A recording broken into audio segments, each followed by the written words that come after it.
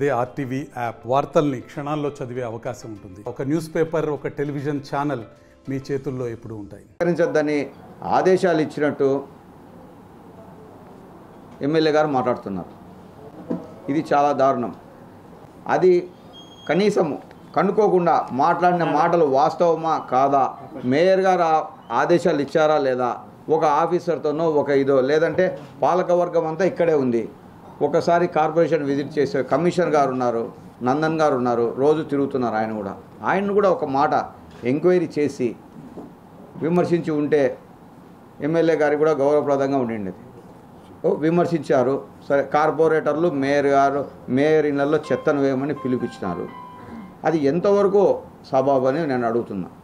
నిజంగా ప్రజలు కనుక చెత్త సేకరణతో ఇబ్బంది పడింటే ఎక్కడైనా కమిషనర్ గారి దగ్గర కానీ స్పందనలో కానీ ఒక కంప్లైంట్ ఏమైనా వచ్చిందా అని ఈ పత్రికామూలకంగా అడుగుతున్నాను.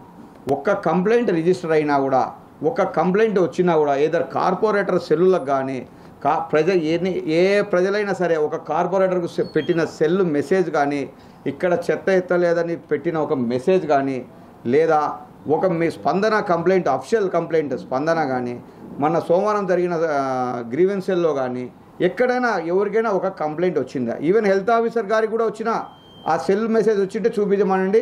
పాలకవర్గం మొత్తము మేము తలదించుకునేదానికి సిద్ధంగా ఉన్నాం. ఎటువంటి చెత్త సేకరణలో ఎటువంటి డ్యామేజ్ జరగలేదు. ప్రతి ఒక్కరికి సంబంధించి ప్రజలంతా హ్యాపీగా ఉన్నారు. ఎక్కడా చెత్త ఆపలేదు. చెత్త సేకరణ జరుగుతూనే ఉంది. అది కంప్లీట్ ఒక ప్రక్రియ మాదిరి జరుగుతూనే ఉంది.